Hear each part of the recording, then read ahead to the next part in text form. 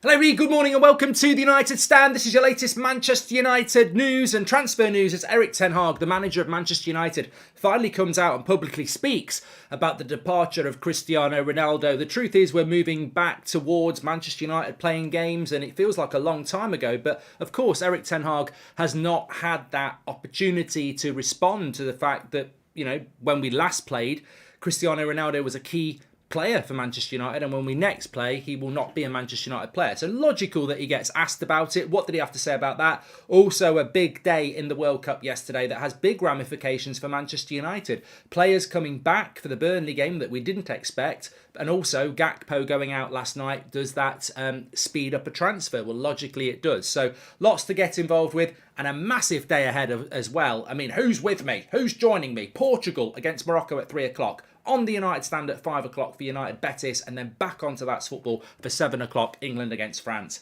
Get all your chores done early and settle in for a Super Saturday. Who's with me? Who's with me? I've played the game. Right, let's go straight into it. So we're going to talk about Erik ten Hag first of all, and some quotes that came out in relation to Cristiano Ronaldo. Some of you may have seen them, some of you may not. Welcome to the Members Club. Brad Welsh, by the way. If you want to join the Members Club, you can do that by clicking the join button. Thank you very much for supporting the channel. Remember, you get your badge next to your name, but you also get exclusive extra content. This week we put up a little quiz for you, which you can play interactively in the members section. So check that out. Thank you very much to Brad, your legend. Right, let's go through Erik ten Hag's quotes then. First of all, on Cristiano Ronaldo, I think it was quite clear after the interview that he had to leave. I think we didn't have to discuss it. It was quite clear between Richard Arnold, John Murtagh and me. I have watched the interview, not all of it. I've seen most of it. I have to do it. It's part of my job. I went to UEFA's coaches convention and that's when it came out, so I watched it then.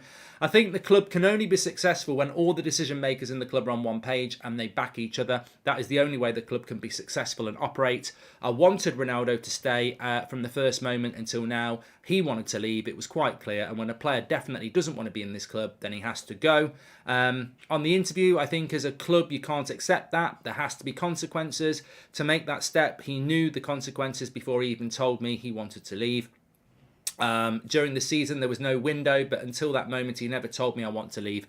You don't have to see it. In the summer we had one talk. He came in and said, I will tell you in 7 days if I want to stay. Then he came back and said I want to stay. Until that moment of the interview I never heard anything. As you said, it is in the past. We're looking to the future. I want to go to the future. We want a new future of Manchester United, and he didn't want to be part of it, so we move on. Look, it is what it is. I mean, I think that the manager, again, has to come out and speak. He has to respond to it, and I think he's responded to it in the right way.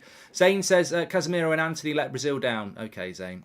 Casemiro is their best player, Wixter. Thank you very much. At least our players can get picked. Jesus can't even get picked and then still gets injured and misses 3 months for you. I mean, that's a double L, isn't it? But all the best in his recovery. He started it. Anyway, going back to the most important thing, the Ronaldo conversation, I just think yet again Erik ten Hag comes out as, the person with,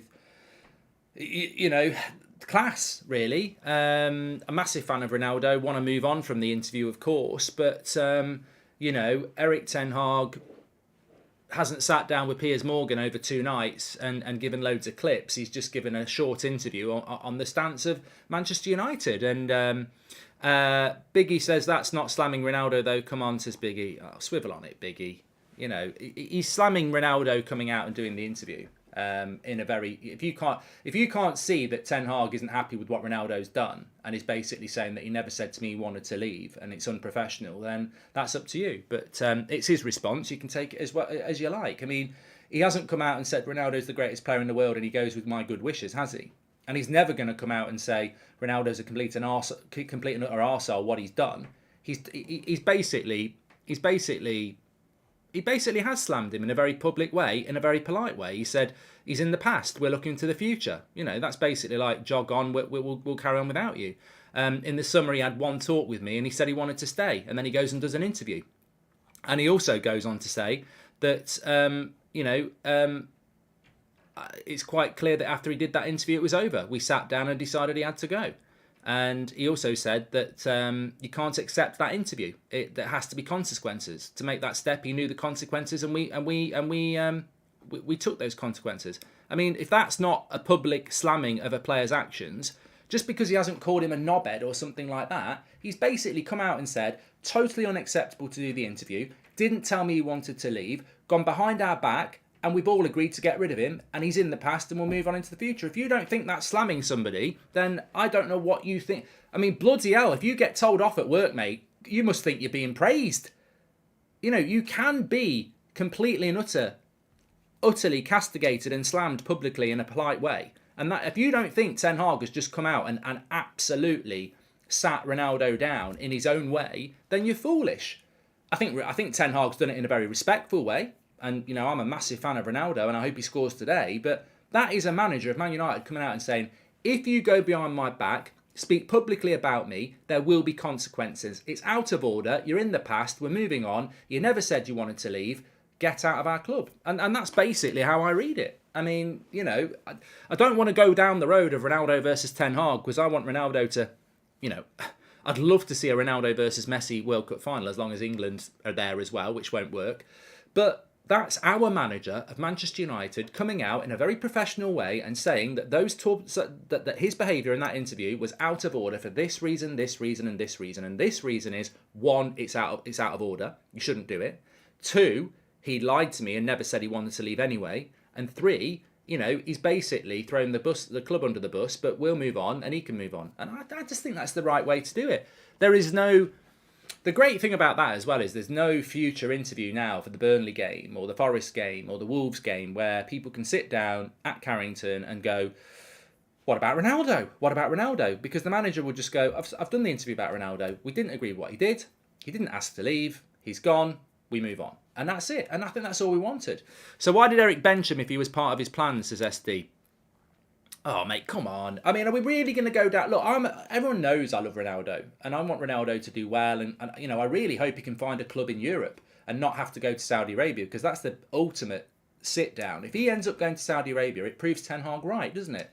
But loads of players get benched when they're not playing well. I don't get this phenomenon that Ronaldo has to play every single game. He's just been benched for Portugal, and they've just battered Switzerland. Like, he's at an age now where he can't play all the time. So, you know, to say, well, if he was so important to Ten Hag, why did he bench him? Why does any player get benched? Why did Sir Alex Ferguson bench David Beckham for Luke Chadwick in an away game against Leeds at Ellen Road all those years ago? Because he probably wanted to serve a point. Look, I think that there's just no point reopening old wounds here. Cristiano Ronaldo sat there and absolutely annihilated Eric Ten Hag in front of the world. Didn't respect him, basically ridiculed him. Eric Ten Hag has a pop back and everyone's getting a bit hurt about it. And he didn't even have a pop back. You know, some of you aren't even intelligent enough to realise that he's having a pop back because he's done it so nicely. Biggie says, sorry, but that doesn't change the fact it's not a slamming or a throwing under the bus like Ronaldo done to him. Biggie, I'm not going to talk to you anymore because I don't know what you're talking about. If you can't grasp that Eric Ten Hag is intelligent enough to publicly slam Ronaldo, but do it in a way that people like you can't even realise it, well, I applaud Eric Ten Hag because he has said that is out of order, there will be consequences, good luck in the future, but we're moving on without you, and he didn't want to be part of it. That's basically... If you can't see that that's Ten Hag having a dig back at Ronaldo, but doing it in an intelligent way, in the way that, you know, a manager should do it, then that's up to you. If you think Eric Ten Hag's going to call Piers Morgan up and say, can we do an interview? And you can ask a load of loaded questions so I can have a pop at Ronaldo, you know, and take the piss out of his hair and stuff like that. That's never going to happen, and we don't want that to happen. We want a situation where we can just move on, and I think that we've got that, because what I didn't want to happen is I didn't want to see Cristiano Ronaldo being a topic of every press conference for Manchester United, and I think the manager's handled it in the right way. I think the club have handled it in the right way. And the thing that I liked the most, the best line of the lot, was the fact that, what was it he said? This was my favourite bit, where he said that, what was it he said? I wanted him to stay from the first moment until now. He wanted to leave. It was clear. And when a player definitely doesn't want to be in this club, then he has to go. And I always said that. You know, there's all these rumours about Eric Ten Hag wanting Ronaldo to go, and I don't think he ever did. I think it got to a point where he was like, if he goes, I want this. But I don't think he ever wanted him to go. So that's one thing. And also, I think the best thing that he said is, I think the club can only be successful when all the decision makers in the club are on one page and they back each other. And that's the only way the club can be successful and operate. And he's not just talking about the CEO and the board there, because the Glazers are not on the same page. But he's talking about the squad. You can't move forward as a football club when you've got players who don't want to be there, and I think that's what he's saying, and I think we can all agree with that, and he's right. And the final thing he said is the most important thing, and that is it's in the past. We're looking to the future. We move on. I want to go to the future. We want a new future at Manchester United, and he didn't want to be part of it, so we move on, and that's where we are, you know. And it's sad and it's frustrating, but the positive is that, and I will say this, there's a real big positive to what Ronaldo did. Because if Ronaldo had waited till January after the World Cup, United would not have been prepared for January. You know how we are as a football club. If Ronaldo had come back after the World Cup and done the interview on Boxing Day, United would have been, oh my God, what are we going to do? What are we going to do? But he did it right at the start of November. United have cancelled his contract. We've got 6 weeks before the transfer window opens, and we know we've got to do something about it. So I'm with Ten Hag. We move on. I wish Ronaldo all the best. I hope he scores today. I hope they beat Morocco. I hope he finds himself a club in the Champions League and finishes his career in the way that he's lived his career as one of the greatest. And I hope Man United can move on as well. And there's no excuse for United, because Ronaldo's interview with Piers Morgan, as I say, the one positive thing is it was done miles before the January transfer window, probably for his own benefit because he wanted to put himself in the shop window for the World Cup, but also it benefits United because we've had 6 weeks to get ready, and I think that's really important. If he goes to Saudi Arabia, Jemmy, I don't really understand what the interview was all about, because Saudi Arabia can afford to give us a transfer fee and pay him loads of money. So you don't need to do an interview. And look, Ten Hag's right, I'm right, you're right. The reason he did the interview was to get himself out of the club. He knew the consequences, as Eric Ten Hag said. He knows when he does that interview the consequences of what's going to happen. It's the end. But why do that to make yourself a free agent to go to Saudi Arabia? Like, it's not gone to plan so far. Now, if he can do something today in the World Cup and get himself back in the team, maybe it does. Ethan, welcome to... thank you very much for your super chat there. Anyway, look, what does that mean for Manchester United? More importantly, the future. As Eric Ten Hag says, he wants to talk to the future. And yesterday was a very significant day on Manchester United's future, short term and long term. First of all, Cody Gakpo got knocked out by Argentina. What a game that was. Probably the best game of the World Cup, because we actually saw some passion. I can't be arsed with these fence sitters or snowflakes who are saying, oh, it's disgusting how Argentina behaved. You know, going like that to the Dutch when they won. Did you not see the Dutch trying to follow Lautaro Martinez to take his penalty, getting in his ear? I loved it. I bloody loved it. This reminds me of when I used to play football. You know, it was proper needle on the pitch. It was competitive. Tackles were flying in. The referee needed help. You know, you win a game and you're in their face. It's brilliant. I absolutely love it. This is what this modern society, bloody fence sitters, let's give an award to everybody, Prats, is trying to take away from us. The fact that you can win a game and get in someone's face and give them a bit of shithousery. I love it. I love it. And you've got people melting down. Oh, Messi. I can't believe what Messi said to Weghorst. Oh, he called him a fool. Oh, I can't believe Martinez. Oh, I can't believe it. Bullshit. I loved it. And the Dutch would have done the same. It's like, if you lose, you're furious. If you win, you're ecstatic, and you pick your side. And some people will be really feeling sorry for the Dutch, and some people will be really angry with the Argentines, and some people will be really happy that they just saw a great game. And that's what I am. I'm like, the shithousery is part of it. I don't think... I've played the game. And I just think these modern moaners, turbo prats, they've not played the game. They've not played the game of football where you're 2-0 up, and in the last kick of 10 minutes of added time, they get it to 2-2. And then you go to penalties. The tension, the frustration, the fear, the competitiveness. And then you win. Oh, come on. It's great. And they'll go back to their clubs respectively, like Malacia and Martinez and others. And, you know, they'll be absolutely fine with each other. But I loved it. I thought it was brilliant. And well done to Martinez.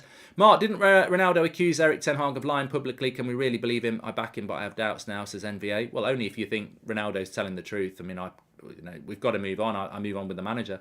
I think I'll start doing my coaching badges now. Erik ten Hag has clearly done his bit, and now I'm motivated to be a better manager than him in the future, says Cristiano Ronaldo. Look, I thought it was a great game last night, and I don't care about the competitiveness because that to me shows that players care. And I think the modern player so often gets filed in the drawer of they're just mercenaries who want their brand deals and their money. And I hope we see this with England-France tonight. I mean, one thing you cannot say about the Argentinians and the Dutch is that they didn't give a shit. Like, they were really, really revved up. And as Tumbleweed says, modern society is just too soft nowadays. I can't see what the moaning's about. I cannot see what the moaning is about. Yeah, it's shithousery from Argentina, but the Dutch would have done the same. I loved it. I loved every minute of that. I loved that competition. Maybe because I'm a bad loser. Maybe because I'm petulant. But those characters come from years of watching Man United under Sir Alex Ferguson. That's what United used to be like. That we used to be a bunch of shithouses. We did. I wish we were still. I do. Play the game. Play the game. But of course, yesterday threw up that scenario where Cody Gakpo's now out of the World Cup. Now, does it make a massive difference to him coming to Manchester United? I didn't think the Dutch were going to go to the final anyway, but if you get to the semi-final, you're playing in the World Cup for another week. So if you get knocked out in the semi-final, you're not coming home on Tuesday, you're still staying till the weekend because of the third and fourth place game. So Cody Gakpo is out of the tournament a week earlier than he could have been if they'd won last night on penalties. So that helps United. It's a week. It's a week extra to do something. He's probably going to go on holiday for a week, but if he'd been in the World Cup for another week, that's another week in the World Cup and then a week on holiday. So everything comes forward a week now. So I would say that Cody Gakpo over the next week and a half is going to be, making his mind up about what's going to happen. And so is United, which in a week and a half takes us to the 20th of December, which is still 10 days before the transfer window opens. So if we are moving for Gakpo, I think, unfortunately for him and the Dutch, but fortunate for us, it gives us another week of time, which we wouldn't have had if the Dutch had won last night. So if that's the player you want, then waking up this morning, that's a positive that Gakpo is out. I'm not saying that I wanted that to happen, but Gakpo is a must signing. There is goals in the lad, but we need at least a centre back and a midfielder, says Lars. Look, I want welcome to Members Club Daniel RDM, by the way. Thank you very much. I'll be honest. I quite liked Gakpo's performance yesterday. I preferred it more than the 3 goals he scored in the qualifiers, in the group stage. I wasn't that impressed with him in the USA game. I thought he was okay, but I thought he played well last night. And what I liked about Gakpo last night was how intense that game was. And he took Memphis and Bergwijn on, and he kept Gakpo on and moved Gakpo to the wing instead of being behind the front two. And I think what I saw in Gakpo yesterday, and is what I've been trying to say for a long time, he's not a striker, he's not a winger, he's not a number 10, he's somebody that can play in multiple positions, and he's got the physique for it. And it was him who was it Gakpo who got clattered by the player who then the ball got blasted into the Dutch dugout. I thought he showed to me an intensity, a physicality in a game that really was about that. I think Gakpo probably played his best game in the World Cup yesterday, and it wasn't world class. But people get swallowed up by the 3 goals he scored in the group stage. But I actually preferred the last half an hour before he came off against Argentina, because he showed real. I think that was the best of him, and I think he's a good player. I'm not saying he's João Felix or anything like that, but I think he's a good player. And hopefully, what this World Cup has done is it's probably flatlined his price. I mean, people talking about 60, 70 million. He's not a 60, 70 million pound player. He's a 40 million pound player, max. And if we can get him for 40 million quid, I think it's a good deal. We'll have to see. Ladios, morning, mates. Hope you're doing well. I don't want to talk about whether it was a rigged game. I'm moving on from that. I'm talking about Manchester United here. We're Manchester United. So, look, I like the idea of Gakpo, and the fact that they're out means, we can move on to that deal earlier than we could have done. And then the sad thing for me, and Zane started it a minute ago, the sad thing for me is, and there is a positive here, with the departure of Brazil, which I'm sad about. I think any World Cup that loses Brazil in the quarterfinals is a lesser World Cup because of it. And some people will agree, some people will disagree. But I've been watching football for years, and Brazil in the World Cup, doesn't mean I want Brazil to win it, but Brazil in a World Cup, there's just something magical about it. And look, fair play to Croatia. I massively, massively felt gutted for Casemiro, just bringing it to United. I think that for me, this is where, if you understand football, you'll understand what I'm about to say. It's not about the Mbappes or the Messis or the Neymars. Casemiro in this tournament and Modric have been unbelievable. And you win games in the midfield. And Casemiro was without question Brazil's best player. From group stage to when they went out, he was magnificent. His penalty was the best. The best. Like, Brazil bottled it. That keeper for Croatia was amazing. He even went the right way for Casemiro, but it was unstoppable. That was the perfect penalty. If you want to know how to take the perfect penalty, watch Casemiro's. That's how you can put it the same way the goalkeeper dives and they can't save it. Power, placing, perfect penalty from Casemiro. He was brilliant in every game. He got assists. He scored a goal. I'm gutted for him because he didn't deserve to go out. And sometimes you go out and you don't deserve it individually. He didn't deserve to go out.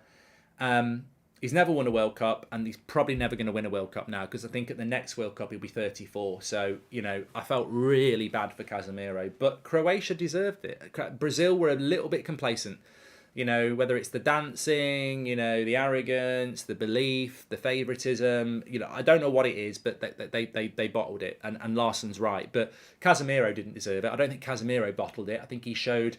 Casemiro deserved to be in a World Cup winning team. I think he was the best midfielder in the tournament with Modric. And he's very unfortunate to be out. But on a side note, imagine Argentina versus Portugal final, says Domengo. Well, it could happen. It could happen. I'm looking forward to watching Portugal at 3 o'clock. Ronaldo probably won't start that game, but they looked amazing against Switzerland. Can they keep it going? I can't wait. 3 brilliant games today. Remember, I'm live on That's Football at 3 o'clock for Portugal-Morocco. I'm live on here at 5 o'clock for Man United-Betis, and then I'm live on That's Football for England-France. What a day. I'm getting everything done this morning, and then I'm settling in for those watch-alongs. Can't wait for it. But look, in relation to Casemiro, Ethan says, best show on YouTube. We are the biggest from South Africa. Please wish me, Ethan, and Liam happy birthday. England for the win of the World Cup. Thank you very much, Ethan, and happy birthday to you and Liam. Big up. There you go, from South Africa. Thanks very much for the super chat. But there's a positive for United.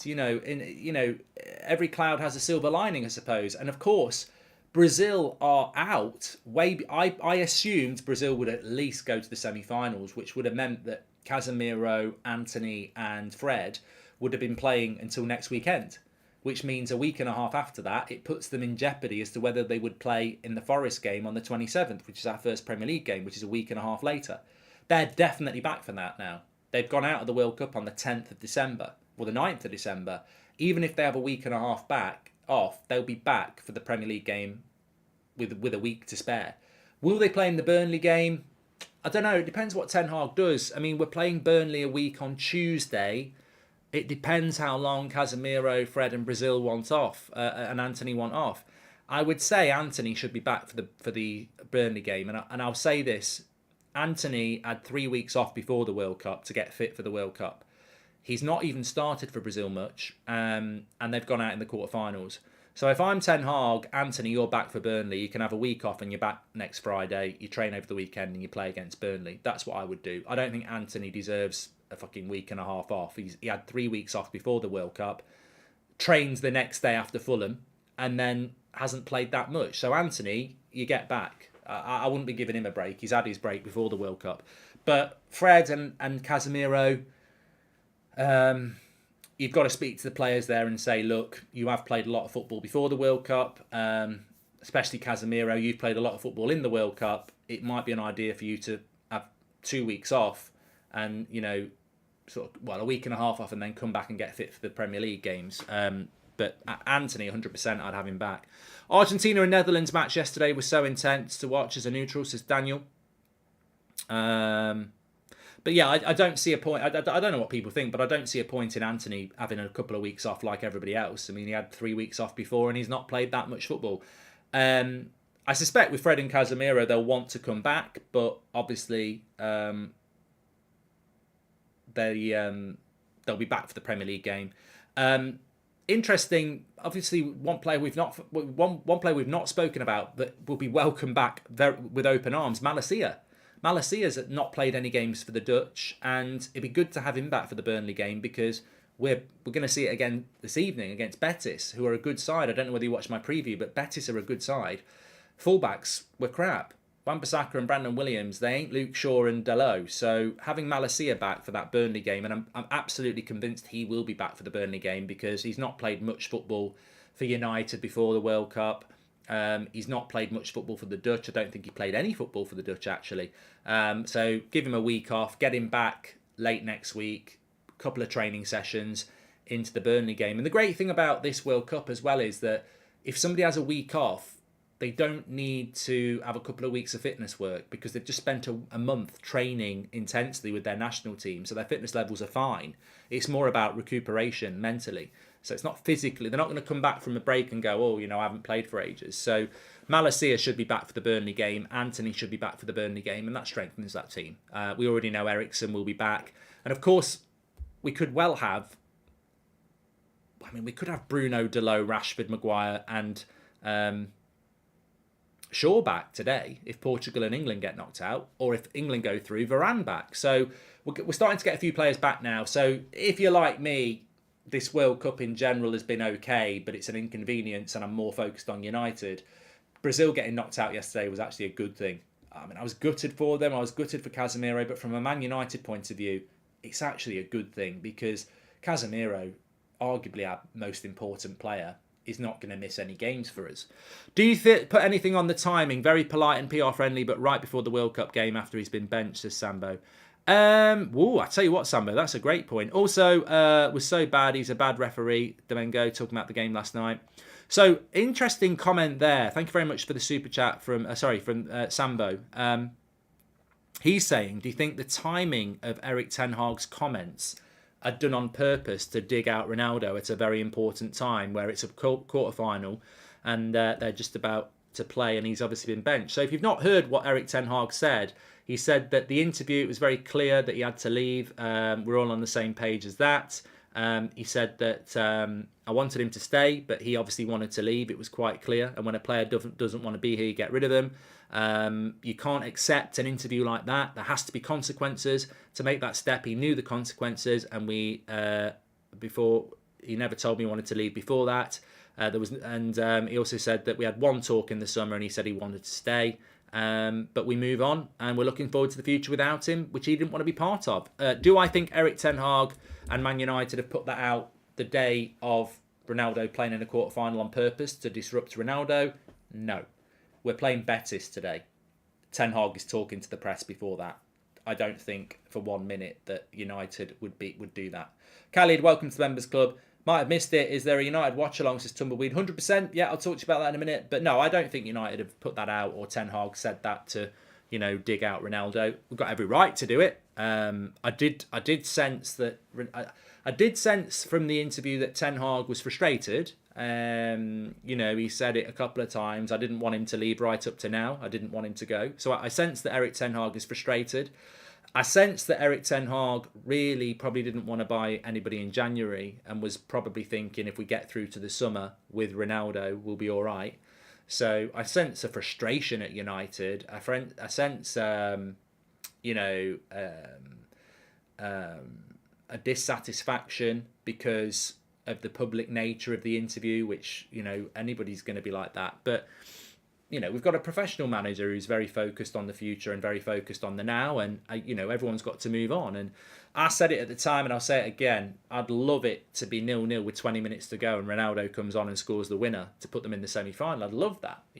That's football fantasy. That's what we love about football. So, yeah, we move on. He's not a United player anymore. And Ten Hag said his bit. Ronaldo said his bit. And I think as fans, we just want to move on from it. And I think we can now because Ten Hag said his bit. He won't be asked about it all the time in Carrington when we're doing press conferences over the next few weeks, which is great. Let's just move on. And, let's observe what happens with Ronaldo as Ronaldo fans or as non-Ronaldo fans. But it's not United's problem now. It's over. In my view, to be honest, I don't want this World Cup to end. I'm not ready to go back to reality, especially the Ronaldo situation, says Jaden. You know what? I think the reality is as daunting as it is exciting, but I just prefer, I'm a Man United fan. I want to watch Man United play. The Christmas tree's up. It's cold outside. And I'm just like, where's my Premier League Man United football? I'm like, this is weird. This is really weird. This is why I wouldn't like a winter break. I just love football over the festive period. In fact, my local team, Solihull Moors, they were playing this afternoon, and I wouldn't have gone anyway because of the Portugal game. But I was thinking about it in the week. It's just been called off because of the frozen pitch, and I'm like, this is it. It doesn't happen in the Premier League, but this is what it's all about this time of year. Football, football. Bloody love football. Forza, welcome to the Members Club. But yeah, I'm really excited about today. So just to let you know, I know a lot of you will be tuning in anyway, but if you didn't know, 3 o'clock on That's Football, I'm live for Portugal against Morocco. Straight after that game, we come over onto here for United against Betis. They're playing a friendly over in Spain at 5 o'clock. And then straight after that, straight back onto That's Football for the massive England against France game. So 3 big watch-alongs. I hope you can join me for all of them. You're very welcome to do that. I'm very excited about it. And obviously, if there's any other news, we'll be live on here anyway. But yeah, I will see you at 3 o'clock for Portugal. Bruno and Dalot. I'm sure Dalot's going to start. I mean, that's what we need to think about here. All the best to Ronaldo, but that's his future, not ours. Bruno and Dalot. What an opportunity to get into a World Cup semi-final. And it's bad what's happened to Casemiro. It is. I feel bad for him and Anthony and Fred. But there is a positive. I mean, imagine if we get a World Cup winner. The one thing that United team lacks is winning mentality. Casemiro's got it. Varane's got it. Ronaldo had it. We need a few more. And imagine if Bruno and Dalot came back with a World Cup winners medal. Or, Maguire, Rashford and Shaw. Their mentality would change very, very differently, having won one of the world's biggest prizes. So big, big day. Looking forward to it. And remember, I'll be on That's Football for that. Watch along on here at 5 o'clock and then back on there for that. Can't wait. Hope you're going to join me for it. Get all your jobs done and everything else early. That's what I'm going to do now. And I'll speak to you all in a bit. Thanks for watching. Take care.